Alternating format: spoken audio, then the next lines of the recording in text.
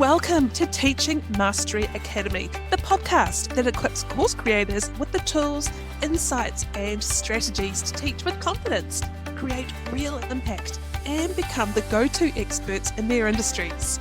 I'm your host, Francesca Hudson, CEO of the Classic High School Teacher and Teaching Mastery Academy.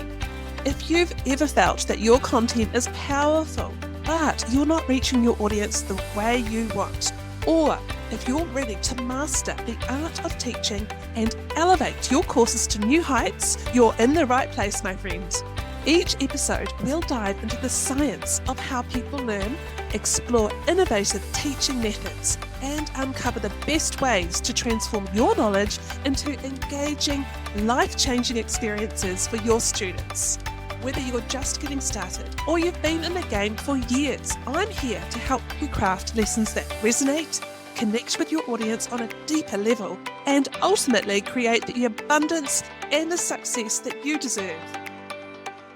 Are you ready to become the best teacher in your field? Then let's get started.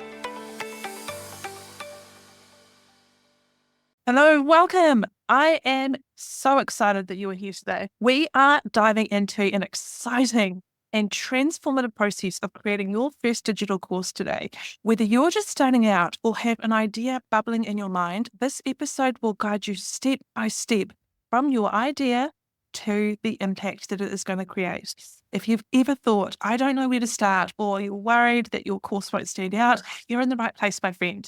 Today, we are going to uncover some strategies to build not just a course, but an experience that delivers real transformation for your students, and it will set you apart as a leader in your niche. Coming up with a home run course idea is something of a unicorn. It's kind of like the Holy Grail. Everybody in the digital marketing industry is wondering and looking for and researching into what is going to be a course topic to teach, which is going to create a home run course.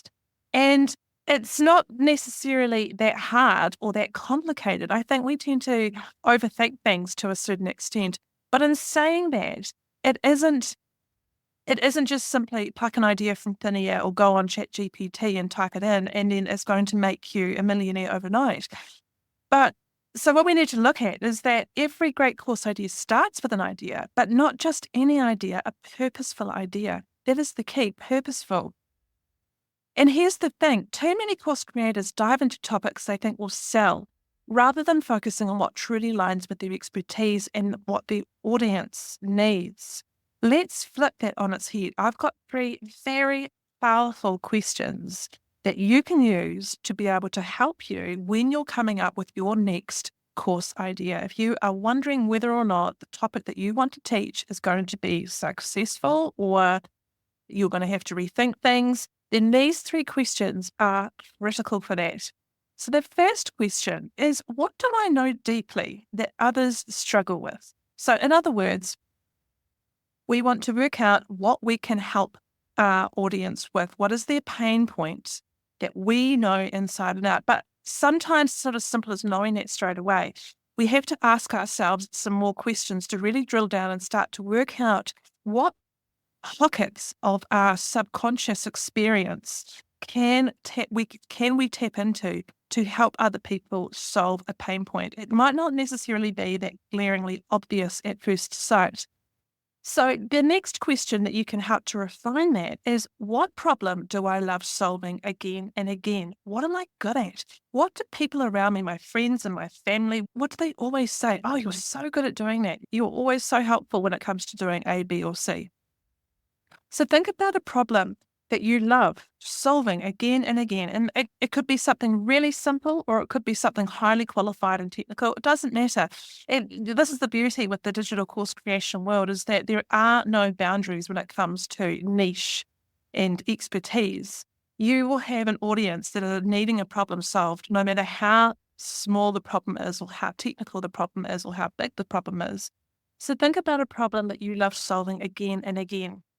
And the third question to ask yourself is, what transformation do I want to guide people through? Now, I call this the sweet spot strategy. It's the overlap between your passion, your expertise, and what your audience really needs. That intersection, that's your course idea. But don't stop there. Dig deeper into the why. Why does solving this problem matter to you? Why does it matter to your audience? When you're emotionally connected to your course idea, that passion comes through in your teaching. And here's my pro tip for you. If you're not sure what problem to solve, start a conversation with your audience. Hold them on social media, on Instagram stories, for example, or you could host a Q&A session, or you could go live, or even ask, what's the number one thing you wish someone would teach you about your niche? Real feedback will clarify the need. And even if all of that is a little bit overwhelming or intimidating for you, or you don't really go on social media that much, then pay attention to all the chat rooms. Go on places like Threads and see what people are talking about and asking for advice or help. Or go onto Reddit on Google and see what the community forums are talking about within your niche. You can sit back and observe without having to necessarily put yourself right in the middle of the conversation if that's something that at the moment is just a little bit too out of your comfort zone. There are many ways of being able to look inside your niche and see what other people around you are looking for in terms of help and support. But it's all well and good having an idea. It's really important to structure that idea properly from the word go. You need to map out the journey, if you like. And yes, I said the word journey. A digital course is more than a series of lessons. It's a guided transformation. Now, I teach something I call the Impact Framework in Teaching Mastery Academy, and it's all about reverse engineering your course. And here's how it works. There are 3 steps involved to it, and you start with the end in mind. That's step 1. So what's the transformation your students should achieve by the end of your course? You need to be specific. For example, instead of saying learn social media, which is really vague, you could aim for create a 30-day social media strategy that increases engagement by 20%. Think about how specific I got there. I really drilled down and had a very narrow objective. Create a 30-day social media strategy that increases engagement by 20%. I didn't just want to include the whole of social media. I didn't want to include every single thing that I know about social media to help other people. I chose a very specific problem. So that's the first thing, is you want to start with the end in mind. So choose a very specific end result that you can achieve for your audience. And then the second step is to break it into milestones. So these are like the big checkpoints along the way. Think of them like stepping stones across a river, for example. What do students need to know or achieve at each stage? We want to have really clear milestones. Think about it. If you were trying to cross a river and there were 2 big boulders, but they were quite a way apart from each other, it would be difficult to cross that river compared to a whole lot of little stepping stones that you might have 10 or 15 of them to get across. Think of that like your lessons. You want to make sure that the milestones are broken down into really easy to digest, manageable bite-sized pieces for your audience. So one lesson would have one objective and so on and so forth to get to the other side. And then step 3, we want to layer in the details. So with each milestone, you want to identify the skills or the tools or the knowledge that your students will need. And this is where your lessons come in. A milestone might be, for example, understand Instagram analytics. And then the supporting lessons could include how to read insights, set goals, or track performance. So we want to be able to ensure that each lesson, we don't overload our audience, we don't overload our students and overwhelm them. So we start with the end in mind, we break it into milestones, and then from there we layer in the details, not the other way around. And remember, less is more. We don't want to overwhelm our students with information. We want to focus on clarity and momentum instead. So every lesson should answer one key question. How does this move them closer to their goal? We want to ensure that our lessons are actually engaging, that our students actually want to attend and participate and show up. And it's the part that most creators overlook, making your course engaging and unforgettable. But this is where you, my friend, can shine as a teacher. This is where courses become make or break courses. This is where course creators become experts, are seen as experts in their niche, or they get overlooked. We want to make sure that the content that you're providing your students is engaging. So in Teaching Mastery Academy, I talk a lot about the story-driven learning method. And because people don't connect with dry facts, they connect with stories. And here's how to weave storytelling into your course. So you want to start each module with a real life example or a case study. For instance, if you're teaching email marketing, you could open with the story of a small business owner who tripled their sales using a simple strategy. You also want to use micro narratives within your lessons. So you want to share personal anecdotes or examples from your own experience to make your content relatable.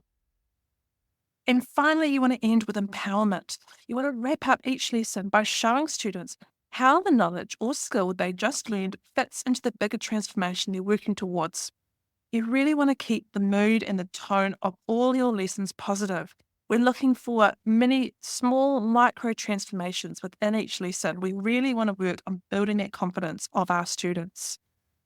So what you could do, and here's my tip for you, is you could incorporate reflective prompts into your lessons. So you could ask questions like, how would this strategy apply to your situation? Or what's one way you can practice this today? Because reflection deepens learning and it creates engagement. And it also means that your students, will sit up and pay attention because they'll naturally want to be out. Their subconscious will naturally want to answer those questions. They'll be testing themselves to see how much prior knowledge they have going into your course and how much your course is going to help them.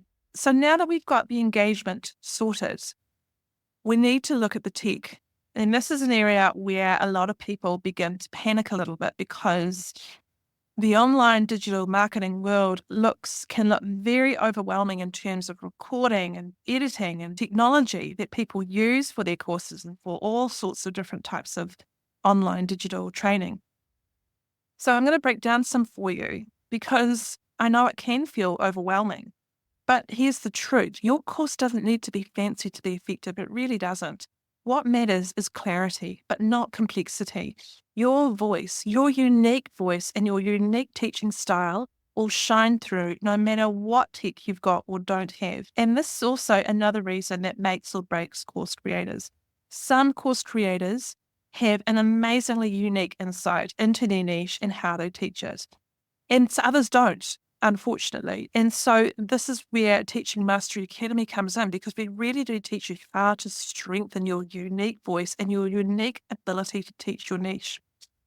But let's get back to tech. So let's start small. So you can use platforms like Teachable or Kajabi or Thinkific to host your course. I use Kajabi myself and I really love it. It's an all-in-one platform. It's user-friendly and it requires zero tech skills. It has everything under one hood. So you have emails, you have your website landing pages, you have your sales pages, you have all sorts of your checkout carts.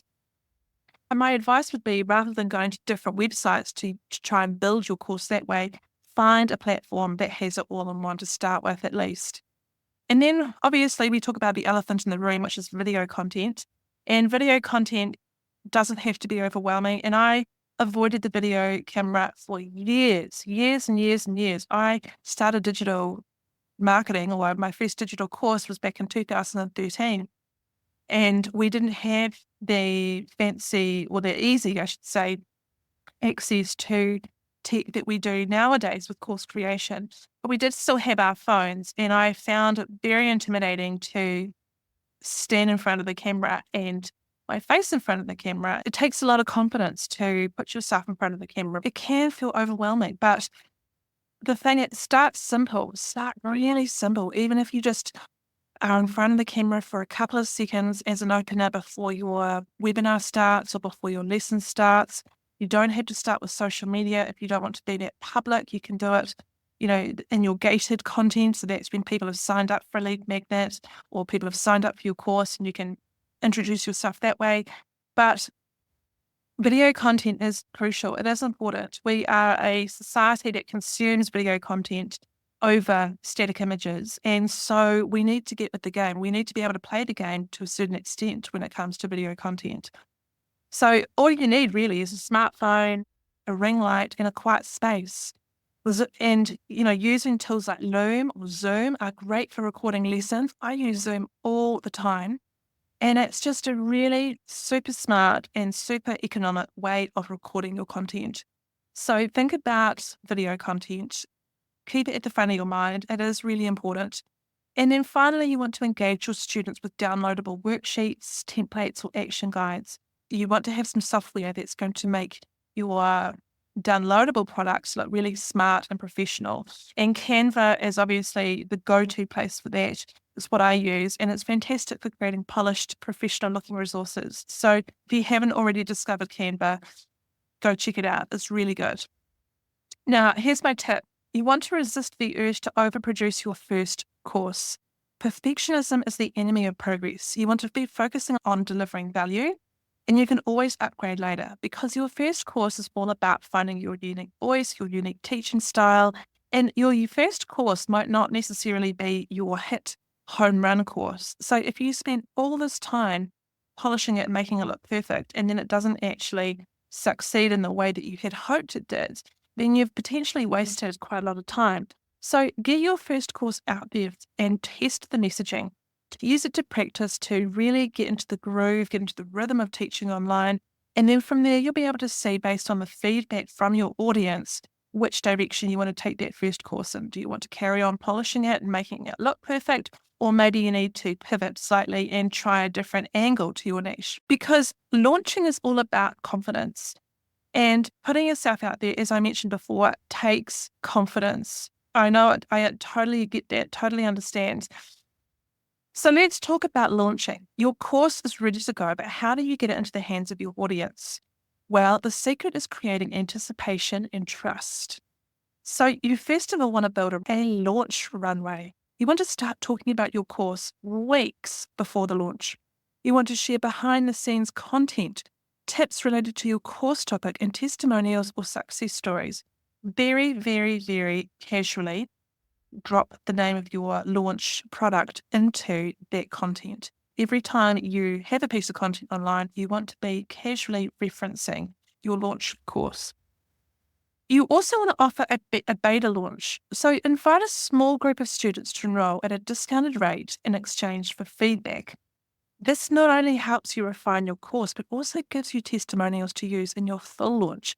And if you don't have an audience yet, if you don't actually have anybody that's willing to pay for it, then you can see if any friends or family are willing to use the course themselves and review it for you, because that way you can at least still get some testimonials and potentially some feedback before you create your full launch. So having a beta launch is really important.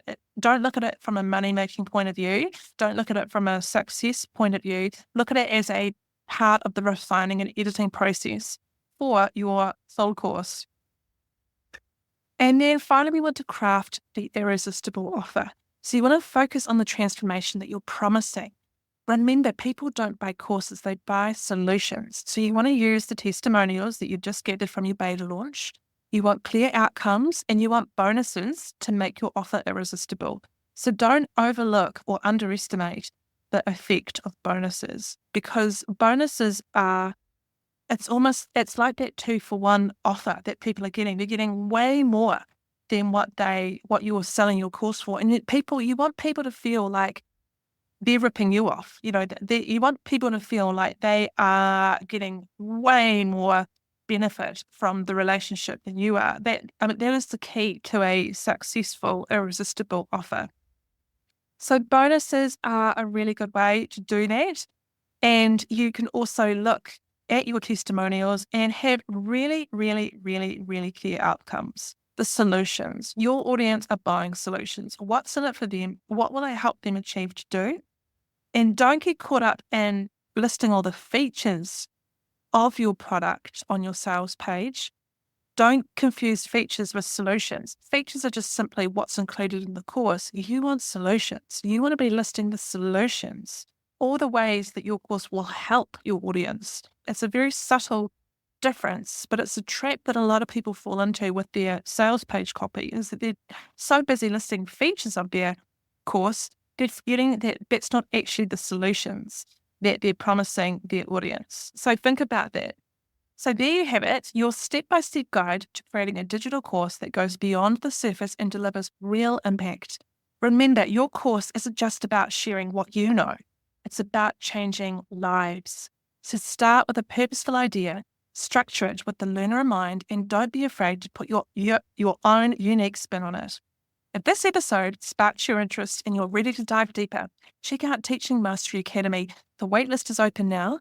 Head to theclassichighschoolteacher.com/TMA or click on the show notes. I'll put a link in there to learn more. Thank you so much for joining me today. And don't forget to subscribe, leave a review, and share this episode with someone who's ready to make an impact with their first digital course. It's been a shorty episode, I know, but sometimes the short ones are the most powerful. So until next time, keep creating, keep teaching, and remember, your voice matters. Bye for now, my friends.